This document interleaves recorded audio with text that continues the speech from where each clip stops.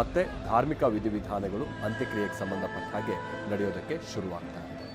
ಕುಟುಂಬಸ್ಥರು ಹಾಗೆ ಅವರ ಆತ್ಮೀಯ ವರ್ಗಕ್ಕೆ ಮಾತ್ರ ಅಲ್ಲಿರೋಕ್ಕೆ ಅವಕಾಶ ಅಂತೇಳಿ ಪದೇ ಪದೇ ಮನವಿಯನ್ನು ಮಾಡಿಕೊಳ್ಳಲಾಗ್ತಾ ಇದೆ.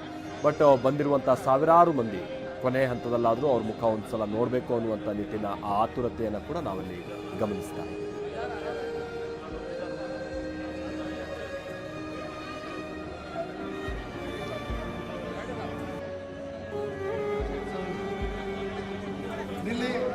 ಸ್ವಲ್ಪ ಸಾವಕಾಶವಾಗಿ ಬನ್ನಿ ಎಲ್ಲರೂ, ಸ್ಲೋ.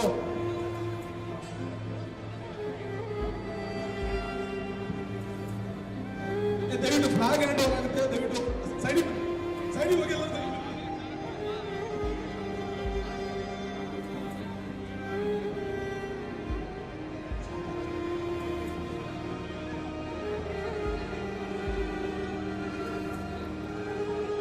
ಹಾಗೆ ಈ ಅಂತ್ಯಕ್ರಿಯೆಯ ಸಂದರ್ಭದಲ್ಲಿ ವೀರಶೈವ ಪೀಠಾಚಾರ್ಯರ ಒಂದು ಶೃಂಗಸಭೆ ಮೊನ್ನೆ ನಡೆದಿತ್ತಲ್ಲ, ಅದನ್ನು ಕೂಡ ನಾವು ನೆನಪಿಸ್ಕೊಳ್ಬೇಕು.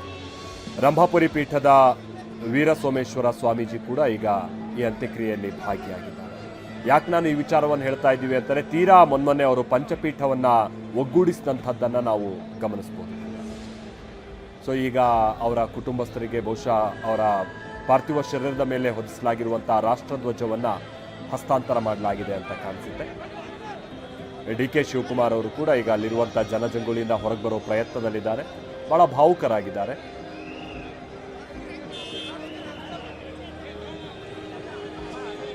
ಹಾಗೆ ಅವರ ಕುಟುಂಬಸ್ಥರು, ಆಮೇಲೆ ಕೆಲ ರಾಜಕೀಯ ಮುಖಂಡರುಗಳು ಅಲ್ಲಿರುವಂಥದ್ದನ್ನು ನೋಡ್ಬೋದಾಗಿದೆ. ಜೊತೆಗೆ ಇನ್ನೊಂದು ವಿಶೇಷವಾದಂಥ ಒಂದು ಸಂದರ್ಭ ಸನ್ನಿವೇಶವನ್ನು ಕೂಡ ನಾವಿಲ್ಲಿ ಗಮನಿಸಬಹುದಾಗಿದೆ. ನಾನು ಆಗ್ತಾನೆ ಹೇಳಿದಾಗೆ ಈ ಲಿಂಗಾಯತ ಪ್ರತ್ಯೇಕ ಧರ್ಮ ಅನ್ನುವಂಥದ್ದೆಲ್ಲ ವಿಚಾರ ಬಂದಾಗ ವೀರಶೈವ ಲಿಂಗಾಯತ ಧರ್ಮ ಅಂತೇಳಿ ಪ್ರತಿಪಾದಿಸಿದಂಥವ್ರು ಯಾರು, ಶಾಮನೂರು ಶಿವಶಂಕರಪ್ಪನವರು ಪಂಚಪೀಠಾಧೀಶರಿಗೆ ಬೆಂಬಲವಾಗಿ ನಿಂತಿದ್ರು.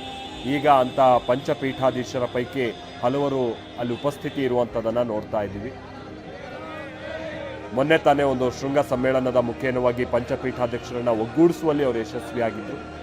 ಈಗ ಆ ಪಂಚಪೀಠಕ್ಕೆ ಸಂಬಂಧಪಟ್ಟ ಹಾಗಿನ ಶ್ರೀಗಳು ಇವರ ಅಂತ್ಯಕ್ರಿಯೆಯಲ್ಲಿ ಉಪಸ್ಥಿತರಿದ್ದಾರೆ.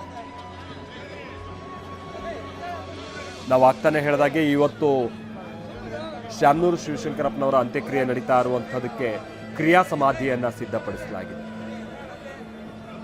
ಅಂತ ಅಂದರೆ ಯಾವುದೇ ರೀತಿಯಾಗಿ ಮಣ್ಣು ಹಾಕದೆ ಈ ಬಹುತೇಕ ಆ ಗುಂಡಿಯಲ್ಲಿ ನೀವು ವಿಭೂತಿಯನ್ನು ನೋಡಬಹುದಾಗಿರುತ್ತೆ, ಉಪ್ಪು ಜೊತೆಗೆ ಇನ್ನಿತರ ಪದಾರ್ಥಗಳು. ಮಣ್ಣು ತೀರಾ ವಿರಳ, ಆ ಕಾರಣಕ್ಕಾಗಿಯೇ ಇದೊಂದು ಕ್ರಿಯಾ ಸಮಾಧಿ ಅಂತ ಅದನ್ನು ವಿಶ್ಲೇಷಿಸಲಾಗುತ್ತೆ. ಕಲೇಶ್ವರ ರೈಸ್ ಮಿಲ್ನ ಆವರಣದಲ್ಲಿ ನಡೀತಾ ಇರುವಂಥ ಅಂತ್ಯಕ್ರಿಯೆಯ ಸಂದರ್ಭದ ನೇರ ಪ್ರಸಾದ ದೃಶ್ಯಾವಳಿಗಳನ್ನು ನೀವಿಲ್ಲಿ ನೋಡ್ತಾ ಇದ್ದೀವಿ. ಆಮೇಲೆ ಭಾಳ ದೊಡ್ಡ ಕುಟುಂಬ, 3 ಜನ ಗಂಡು ಮಕ್ಕಳು, 4 ಜನ ಹೆಣ್ಣು ಮಕ್ಕಳು, ಅವರು ಮಕ್ಕಳು, ಮರಿ ಮೊಮ್ಮಕ್ಕಳು, ಹೀಗೆ ಭಾಳ ಮಂದಿ ಈಗ ಆಲ್ರೆಡಿ ಬಂದು ಈ ಅಂತ್ಯಕ್ರಿಯೆಯಲ್ಲಿ ಭಾಗಿಯಾಗಿದ್ದಾರೆ. ಕುಟುಂಬಸ್ಥರೇ ಭಾಳ ಮಂದಿ ಆಗ್ತಾರೆ. ಇನ್ನು ಆತ್ಮೀಯ ವರ್ಗ, ಭಾಳ ನೆರೆಹೊರೆಯವರು, ಕುಟುಂಬಸ್ಥರು, ನೆಂಟರಿಸ್ಟರು, ಸಾವಿರಾರು ಮಂದಿ ಈಗ ಕಲೇಶ್ವರ ರೈಸ್ ಮಿಲ್ನ ಆವರಣದ ಬಳಿ ಜಮಾಯಿಸಿದ್ದಾರೆ. ಆಮೇಲೆ ಈಗಿರುವಂಥ ರಾಜಕಾರಣಿಗಳು ಬಹುತೇಕರು, ಅದರೊಳಗೆ ಉತ್ತರ ಕರ್ನಾಟಕ ಭಾಗದ ರಾಜಕಾರಣಿಗಳು, ಮಧ್ಯ ಕರ್ನಾಟಕದ ಭಾಗದ ಲಿಂಗಾಯತ ಸಮುದಾಯಕ್ಕೆ ಸಂಬಂಧಪಟ್ಟ ಹಾಗಿನ ರಾಜಕಾರಣಿಗಳು ಒಂದು ರೀತಿ ನೆಂಟಸ್ತ್ರೆ.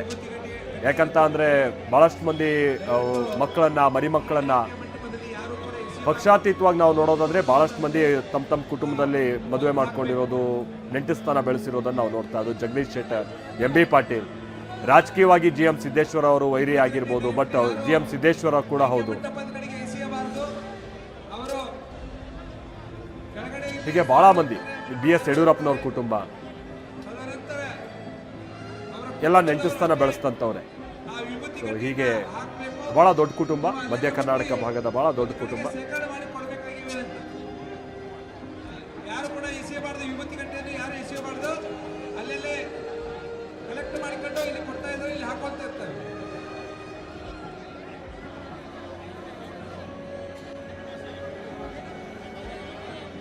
ರೇವಣ್ಣ ಅವರು ಕೂಡ ಬಂದಿದ್ದಾರೆ. ಹೌದು, HD ರೇವಣ್ಣ ಅವರು ಕೂಡ ಈಗ ಅಂತ್ಯಕ್ರಿಯೆ ನಡೀತಾ ಇರುವಂಥ ಕಲೇಶ್ವರ ರೈಸ್ ಮಿಲ್ನ ಸ್ಥಳದ ಕಡೆಗೆ ಬಂದಿದ್ದಾರೆ. ನಿನ್ನೆನೇ ವಿಚಾರ ಗೊತ್ತಾಗ್ತಾ ಇದ್ದ ಹಾಗೆ ಭಾಳ ಭಾವುಕರಾಗಿದ್ದರು.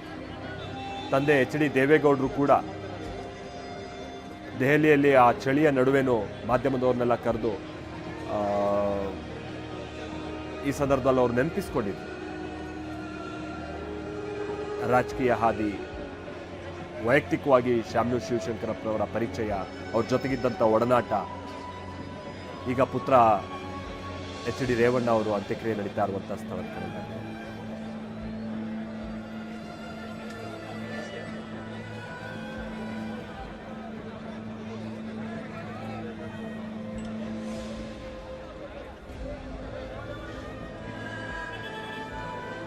ಇನ್ನು ಮುಂದೆ ಆಗಬೇಕಾಗಿರುವಂಥ ಕ್ರಿಯೆಗಳ ವಿಚಾರವಾಗಿ ಪ್ರಭಾ ಮಲ್ಲಿಕಾರ್ಜುನ್ ಅಂದರೆ ಸೊಸೆಯ ಬಳಿ ಅಲ್ಲಿರುವಂಥ ಪುರೋಹಿತ ವರ್ಗ, ಗುರುಗಳು ಇವರೆಲ್ಲ ವಿವರಿಸ್ತಾ ಇದ್ದಾರೆ. ಸೂರ್ಯ ಅಸ್ತಂಗತ ಆಗುವ ಮುನ್ನ, ಸೂರ್ಯ ಮುಳುಗುವ ಮುನ್ನ ಎಲ್ಲ ಕ್ರಿಯೆ ನಡಿಬೇಕು ಅನ್ನುವಂಥ ನಿಟ್ಟಿನಲ್ಲಿ ಉದ್ದೇಶವನ್ನು ಹೊಂದಲಾಗಿತ್ತು. ಹಾಗಾಗಿನೇ ಬಹಳ ಚುರುಕಾಗಿ ಅಂತ್ಯಕ್ರಿಯೆಗೆ ಸಂಬಂಧಪಟ್ಟ ಹಾಗಿನ ವ್ಯವಸ್ಥೆಗಳು ನಡೀತಾ ಇದೆ.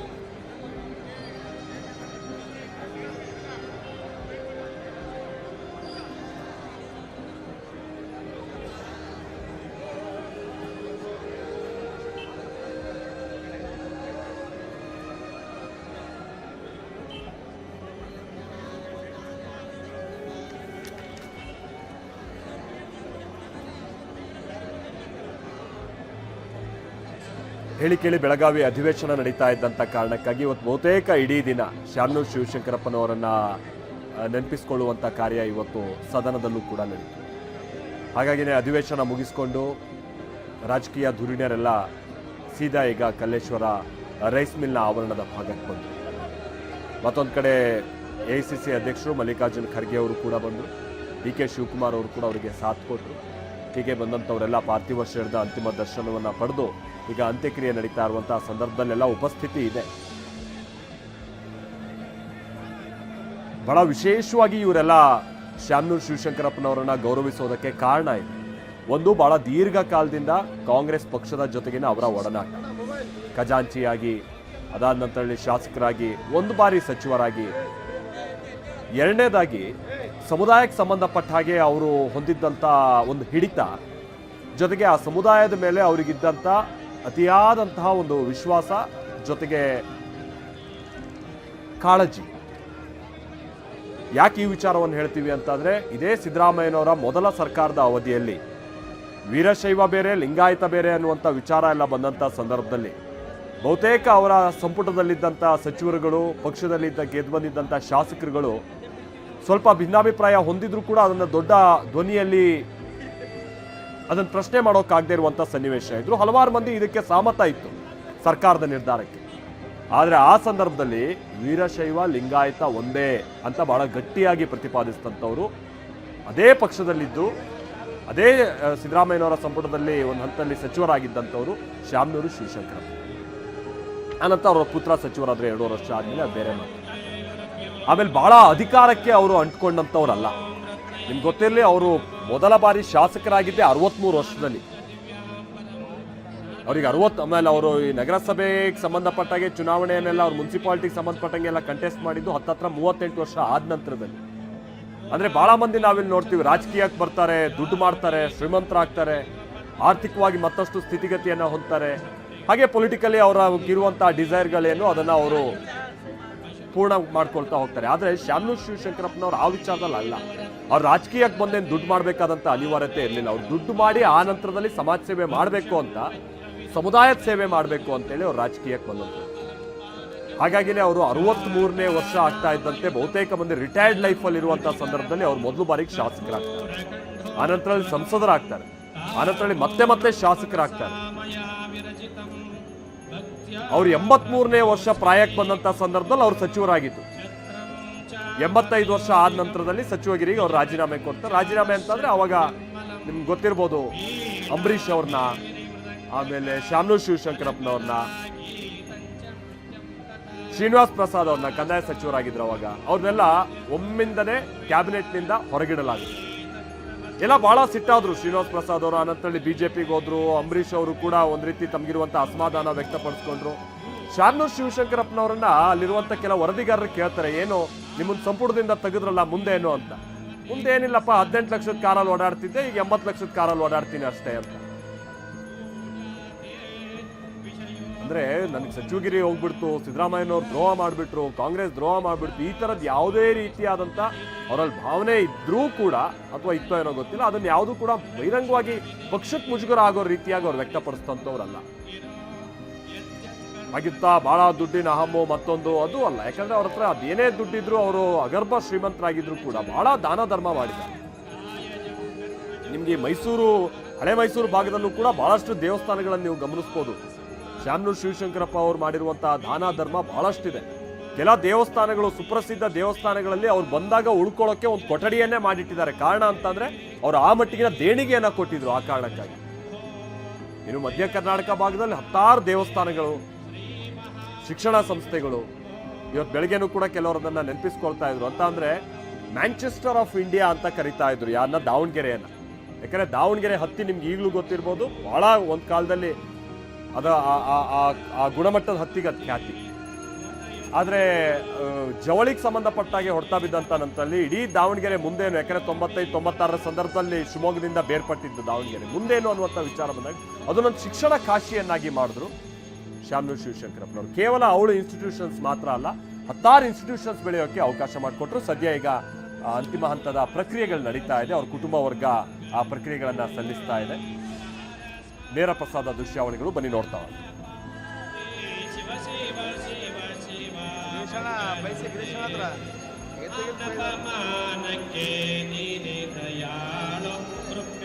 ಗುರು ಶುದ್ಧ ಲಿಂಗ ಕೃಪಾಳೋ ಭವ ಭಯದೋಳು ಎನ್ನ ಮರಿಸಿದೆಯಾಕೋ ಭವಹರ ಸಾಕಿನ್ನು ದಯ ಮಾಡಬೇಕೋ ಕಷ್ಟ ದೇಹವ ನೆಚ್ಚಿ ಹುಟ್ಟಿತು ಜೀವ ಅಷ್ಟ ಮದಗಳಿಗೆ ಶಿಲ್ಕೆ ಕೇಟನೋ ದೇವ ಶಿವ ಶಿವ ಶಿವ ಶಿವ ಮಂಗಲಂ ದೇಹಿ ಓಂ ರಾಜಾದಿರಾಜಾಯ ಶ್ರೀ ಸಾಯಿನೇ ನಮೋ ವೈಂ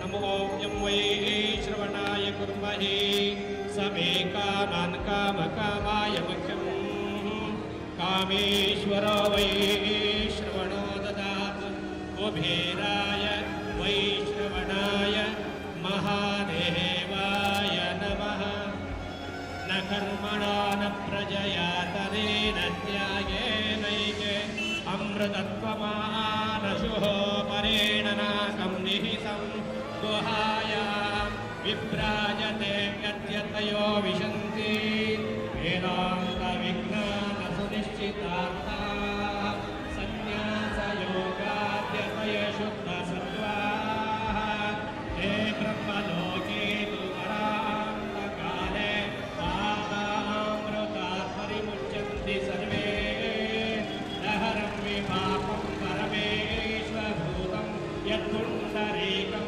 ಪರಮಧ್ಯ ಸಂಗತಂ ತತ್ರಾಪಿ ನಗರಂ ಗಗನಂ ವಿಶೋಕ ತಸ್ಮಿನ್ ಯದಂತಾ ತದುಪಾಸಿತವ್ಯಂ ಯೋ ವೇದಾನೌ ಸ್ವರ ಪ್ರೋಕ್ತೋ ವೇದಾಂತೆ ಚ ಪ್ರತಿಷ್ಠಿತಃ ತಸ್ಯ ಪ್ರಕೃತಿರೇ ತಸ್ಯ ಯಪರಃ ಸ ಮಹೇಶ್ವರಃ ಓಂ ರಾಜಾದಿರಾಜಾಯ ಭಯ ಸಾಯಿನೇ ನಮೋ ವಯಂ ವೈ ಶ್ರವಣಾಯ ಕುರ್ಮಹಿ ಸಮೇ ಕಾಮಂ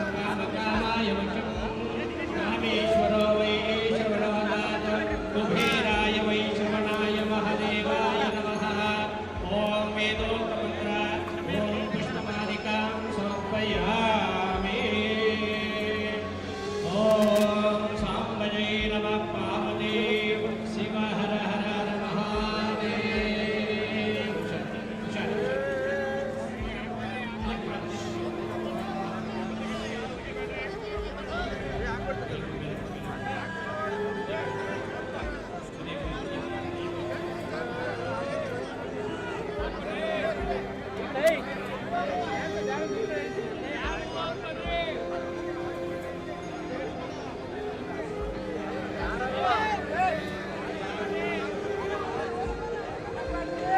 ದಯವಿಟ್ಟು ಇನ್ನು ಪೂಜಾ ವಿಧಾನಗಳು ಮುಗಿದಿಲ್ಲ.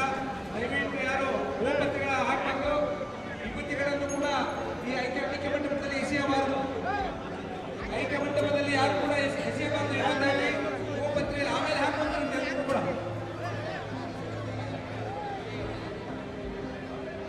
ಯಾರು ಕೂಡ ಹೂ ಹಾಕ್ಬೇಡ್ರಿ. ಭಗವಂತರ ಹಾಕುವಂತ ಹೇಳ್ತಾ ಇದ್ದೇವೆ, ಎಲ್ಲರೂ ಕೂಡ ಹೇಳ್ತೇವೆ.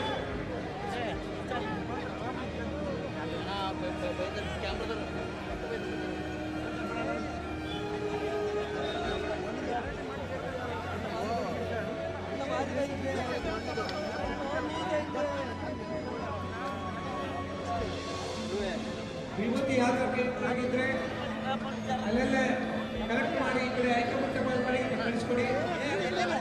ಯಾರು ಕೂಡ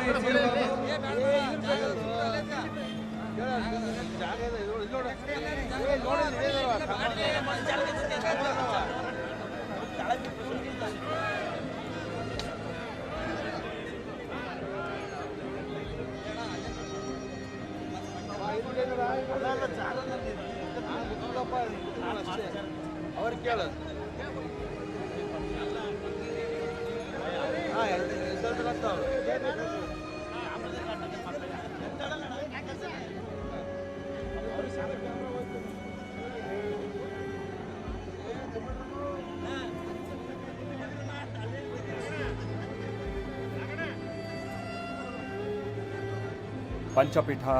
ಪೀಠಾಧಿಪತಿಗಳೆಲ್ಲ ಅಗಲಿದ ಹಿರಿಯ ಚೇತನನ ಅಂತಿಮ ಕ್ರಿಯೆಯಲ್ಲಿ ಭಾಗಿಯಾಗಿರೋದನ್ನು ನಾವಿಲ್ಲಿ ನೋಡ್ತಾ ಇದ್ದೀವಿ.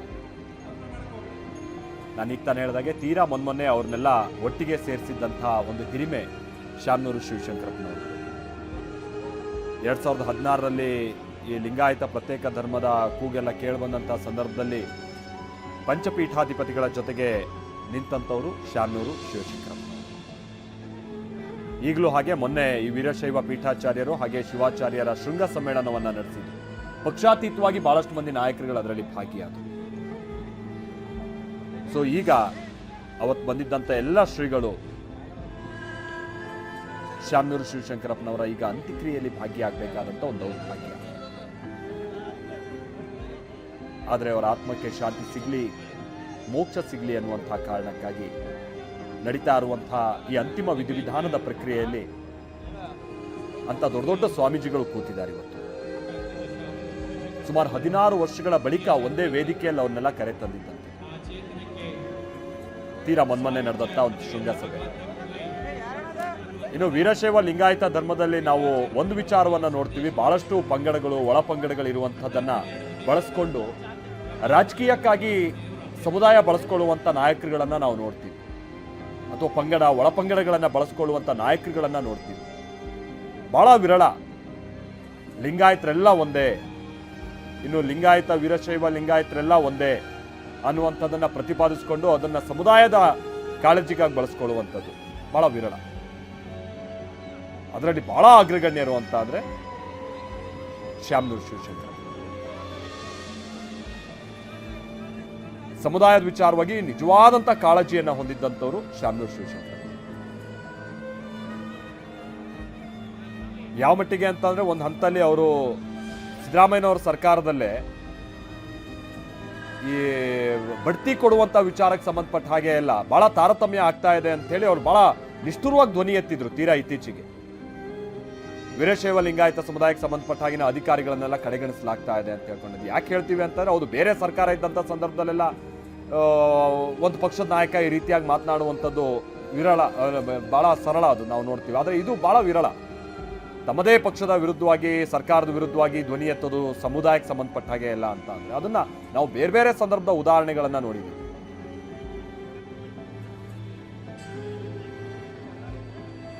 ತೀರಾ ಇತ್ತೀಚೆಗೆ ಲೋಕಸಭಾ ಚುನಾವಣೆ ನಡೆಯುವಂತ ಸಂದರ್ಭದಲ್ಲಿ ಹೌದು ಸೊಸೆ ಕಂಟೆಸ್ಟ್ ಮಾಡಿದ್ರು, ಬಟ್ ಅಕ್ಕಪಕ್ಕದ ಕೆಲ ಕ್ಷೇತ್ರಗಳಿಗೆ ಸಂಬಂಧಪಟ್ಟ ಹಾಗೆ ಅವರು ಲಿಂಗಾಯತ ಸಮುದಾಯದ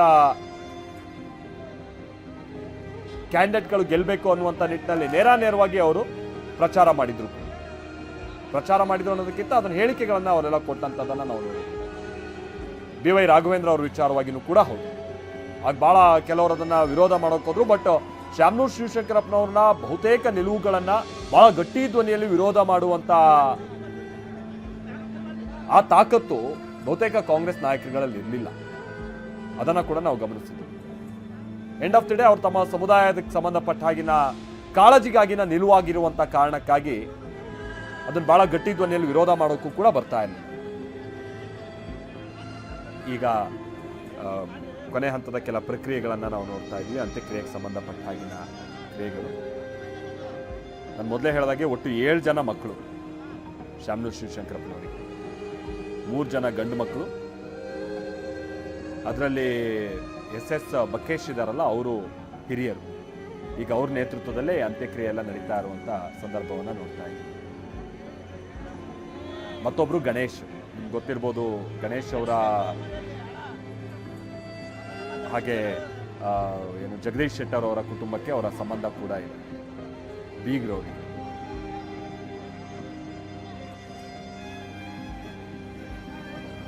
ಮತ್ತೊಬ್ರು SS ಮಲ್ಲಿಕಾರ್ಜುನ್ ಅವರು ಸದ್ಯ ಈಗ ಸಿದ್ದರಾಮಯ್ಯನವರ ಸರ್ಕಾರದಲ್ಲಿ ಸಚಿವರಾಗಿ ಕಾರ್ಯನಿರ್ವಹಿಸ್ತಾ ಇದ್ದಾರೆ.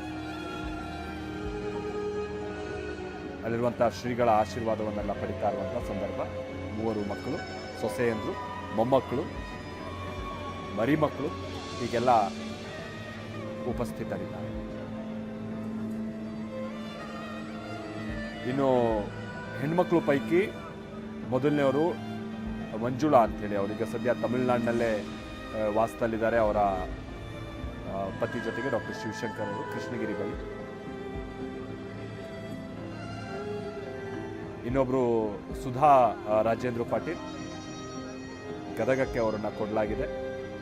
RS ಪಾಟೀಲ್ ಅವರ ಸೊಸೆ ಅವರು. ಮತ್ತೊಬ್ರು ಹೆಣ್ಮಗಳು ಡಾಕ್ಟರ್ ಗೀತಾ ಅಂತ ಹೇಳಿ, ಡಾಕ್ಟರ್ ಗೀತಾ ಅರ್ಪಣ್ ಭಟ್ಟಾಚಾರ್ಯ, ಮಣಿಪಾಲ್ ಹಾಸ್ಪಿಟಲ್ನಲ್ಲಿ ಮಕ್ಕಳ ತಜ್ಞ ಅವರು. ಇನ್ನು 4ನೇವರು ಮೀನಾ ಶರಣ್ ಪಾಟೀಲ್, ನಿಮ್ಗೆ ಗೊತ್ತಿರೋ ಹಾಗೆ ಸ್ಪರ್ಶ್ ಹಾಸ್ಪಿಟಲ್ ಇದೆಯಲ್ಲ, ಸೊ ಆ ಸ್ಪರ್ಶ್ ಆಸ್ಪತ್ರೆಯ ಒಡತಿ. ಅವರ ಪತಿ ಕೂಡ ನಿನ್ನೆ ಮಾತನಾಡ್ತಾ ಅವರೇ ಎಲ್ಲ ಅಪ್ಡೇಟ್ ಮಾಡ್ತಾ ಇದ್ರು, ನಿಮ್ಗೆ ಗೊತ್ತಿರ್ಬೋದು, ಅವರು ಕೂಡ ಡಾಕ್ಟರ್. ಸೊ ಹೀಗೆ 4 ಪುತ್ರಿಯರು ಕೂಡ ಬಹಳ ಗೌರವಯುತವಾದಂಥ ಸ್ಥಾನಮಾನದಲ್ಲಿದ್ದಾರೆ. ಪುತ್ರರು ಕೂಡ ಅಷ್ಟೇ ಬಿಸ್ನೆಸ್ ನೋಡ್ಕೊಳ್ತಿದ್ದಾರೆ, ಕೆಲವರು ರಾಜಕಾರಣದಲ್ಲಿದ್ದಾರೆ. ಇಷ್ಟೊಂದು ಅಗರ್ಭ ಶ್ರೀಮಂತರು, ಈ ಮಟ್ಟಿಗಿನ ಪೊಲಿಟಿಕಲ್ ಹೋಲ್ಡಿಂಗ್ ಇದ್ರೂ ಕೂಡ ನಾವು ಯಾವತ್ತೂ ಕೇಳ್ಪಟ್ಟಿಲ್ಲ ಇವ್ರ ಕುಟುಂಬದಿಂದಾಗಿ ಎಲ್ಲೋ ಒಂದು ದೌರ್ಜನ್ಯ ಆಗ್ಬಿಡ್ತು, ಮತ್ತೊಂದಾಯ್ತು, ಯಾರಾದ್ರ ಮೇಲೆ ಇವ್ರ ಸಿಟ್ಟು, ದ್ವೇಷ, ಕಿರಿಕಿರಿ.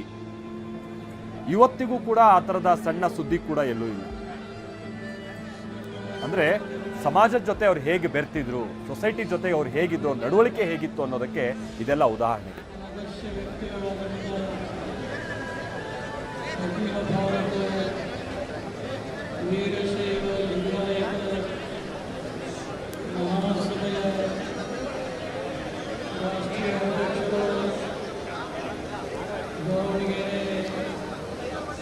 ದಕ್ಷಿಣ ಕ್ಷೇತ್ರದ ಕ್ರಿಯಾಶೀಲ ಶಾಸಕರಾದಂಥ ಡಾಕ್ಟರ್ ಶಾಮನೂರು ಶಿವಶಂಕರಪ್ಪನವರ ಶ್ರದ್ಧಾಂಜಲಿ ಸಮಾರಂಭದಲ್ಲಿ ಪಾಲ್ಗೊಂಡಿರುವ ಮಾದರಿ ಎಲ್ಲ ಮಠಾಧೀಶರೇ, ಶಾಮನೂರು ಕುಟುಂಬದ ಎಲ್ಲ ಸದಸ್ಯರೇ, ಈ ಅಂತ್ಯೇಷ್ಟಿ ಕಾರ್ಯಕ್ರಮದಲ್ಲಿ ಪಾಲ್ಗೊಂಡಿರುವಂಥ ಸಮಸ್ತ ಧರ್ಮಾಭಿಮಾನಿಗಳೇ, ತಾಯಂದಿರೇ ಮತ್ತು ಅಭಿಮಾನಿ ಡಾಕ್ಟರ್ ಶಾಮೂರ್ ಶಿವಶಂಕರನವರು ಈ ನಾಡಿನ ಎಲ್ಲ ಜನರಿಗೆ ಪರಿಚಿತರಾದಂಥ ಆದರ್ಶ ವ್ಯಕ್ತಿಗಳು. ದಾವಣಗೆರೆ ಮಹಾನಗರದಲ್ಲಿ ಶಿಕ್ಷಣ ಕ್ರಾಂತಿಯನ್ನು ಮಾಡಿ ಈ ನಾಡಿಗೆ ಈ ನುಡಿಗೆ ತಮ್ಮದೇ ಆದಂಥ ಅಮೂಲ್ಯವಾದಂಥ ಕೊಡುಗೆಯನ್ನು ಕೊಟ್ಟಂಥ ಕೀರ್ತಿ ಅವರಿಗೆ ಸಲ್ತಾ ಇದೆ. ಧಾರ್ಮಿಕವಾಗಿ, ಸಾಮಾಜಿಕವಾಗಿ, ಶೈಕ್ಷಣಿಕವಾಗಿ ಮತ್ತು ಔದ್ಯೋಗಿಕ ಕ್ಷೇತ್ರದಲ್ಲಿ ಅನುಭವವಾದಂಥ ಸಾಧನೆಯನ್ನು ಮಾಡಿದಂಥ ಕೀರ್ತಿಯೂ ಕೂಡ ಅವರಿಗೆ ಸಲ್ತಾ ಇದೆ. ಅವರು ಒಂದೇ ಕಾರಣದಲ್ಲಿ ಪದಾರ್ಪಣೆ ಮಾಡಿ ಶಾಸಕರಾಗಿ ಕಾಂಗ್ರೆಸ್ ಪಕ್ಷದ ನಿಷ್ಠಾವಂತ ಧೋರಣೆಯಾಗಿ ಸಂಸದರಾಗಿ ರಾಜ್ಯದ ಸಚಿವರಾಗಿ ಅವರು ಮಾಡಿದಂಥ ಸೇವೆ ಎಂದೆಂದಿಗೂ ಕೂಡ ಮರೆಯಲಾರದ್ದು. ಅವರು ತಮ್ಮ 94ನೇ ವಯಸ್ಸಿನಲ್ಲಿ ಇವತ್ತು ನಿಮ್ಮೆಲ್ಲರನ್ನ ಅಗಲಿ ಅವರು ಶರೀರರಾಗಿದ್ದಾರೆ. ಅವರ ಭೌತಿಕ ಕಾಯ ಕಣ್ಮರೆಯಾಗಿ ಹೋದರೂ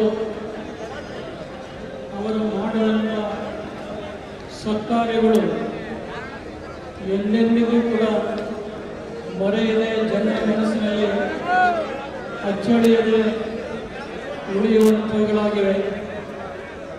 ಅಖಿಲ ಭಾರತ ವೀರಶೈವ ಲಿಂಗಾಯತ ಮಹಾಸಭೆಯ ರಾಷ್ಟ್ರೀಯ ಅಧ್ಯಕ್ಷರಾಗಿ 2012ರಿಂದ ಇಲ್ಲಿಯವರೆಗೆ ಆ ಮಹಾಸಭೆಯನ್ನು ಸಮಗ್ರತೆಯನ್ನು ಕಾಪಾಡಿಕೊಂಡು ವೀರಶೈವ ಲಿಂಗಾಯತ ಸಮಾಜಕ್ಕಷ್ಟೇ ಅಲ್ಲ, ಇನ್ನುಳಿದಂಥ ಎಲ್ಲ ಸಮಾಜ ಬಾಂಧವರಿಗೆ ಕಣ್ಮಣಿಗಳಾಗಿ ತಮ್ಮಂಥ ಅಮೂಲ್ಯವಾದಂಥ ಕೊಡುಗೆಯನ್ನು ಕೊಟ್ಟಂಥ ಶ್ರೇಯಸ್ಸು ಕೂಡ ಅವರಾಗಿದೆ.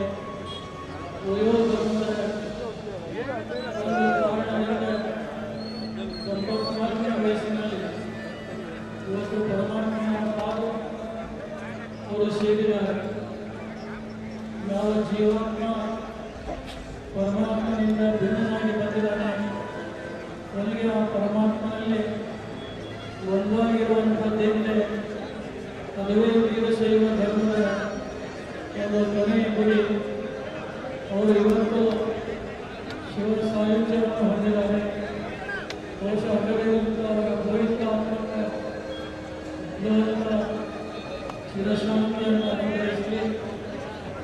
ಮತ್ತು ಡಾಕ್ಟರ್ ಶಾಮೂರ್ ಶಿವಶಂಕರನವರ 3 ಜನ ಗಂಡು ಮಕ್ಕಳಾಗಲಿ, ಸೊಸೆಯಂದಿರಾಗಲಿ ಮತ್ತು 3 ಜನ ಹೆಣ್ಣು ಮಕ್ಕಳಾಗಲಿ ಶಾಮೂರ್ ಶಿವಶಂಕರನವರ ಒಂದು ಮಾರ್ಗದರ್ಶನದಲ್ಲಿ ಉತ್ತಮವಾದಂತಹ ಸಂಸ್ಥಾನವನ್ನು ಹೊಂದಿ ಅವರು ಕೂಡ ಮುನ್ನಡೆಯುತ್ತಾ ಇದ್ದಾರೆ. ತಂದೆಯವರ ಆದರ್ಶ ಗುಣಗಳು ಆ ವಂಶದಲ್ಲಿ ಇನ್ನಷ್ಟು ಮತ್ತಷ್ಟು ಬೆಳೆದುಕೊಂಡು ಬರಲಿ. ಇವತ್ತಿನ ಈ ಅಂತ್ಯೇಷ್ಟಿಯ ಶ್ರದ್ಧಾಂಜಲಿ ಸಮಾರಂಭದಲ್ಲಿ ಈ ನಾಡಿನ ಧರ್ಮಪೀಠಗಳು, ಮಠಾಧೀಶರು, ರಾಜಕೀಯ ಪ್ರವೀಣರು, ಅವರ ಅಪಾರ ಅಭಿಮಾನಿಗಳು ಇವತ್ತು ಈ ಸಮಾರಂಭದಲ್ಲಿ ಪಾಲ್ಗೊಂಡು ಅವರಿಗೆ ನಮ್ಮ ಅಂತಿಮವಾದಂಥ ಪುಷ್ಪ ನಮನವನ್ನು ಅವರೆಲ್ಲರೂ ಕೂಡ ಸಲ್ಲಿಸ್ತಾ ಇದ್ದಾರೆ. ಬಹುಶಃ ಅವರು ಎಲ್ಲ ವರ್ಗದ ಜನರಿಗೆ ಅಜಾತ ಶತ್ರುವಾಗಿ ಎಲ್ಲರೂ ಕೂಡ ಅವರನ್ನು ಪ್ರೀತಿ ವಿಶ್ವಾಸದಿಂದ ಕಾಣ್ತಾ ಇದ್ದಾರೆ. ಡಾಕ್ಟರ್ ಶಾಮೂರ್ ಶಿವಶಂಕರಪ್ಪನವರು ಎಲ್ಲ ಧರ್ಮ ಬಾಂಧವರ ಜೊತೆಗೆ ಅನನ್ಯವಾದಂಥ ಬಾಂಧವ್ಯವನ್ನು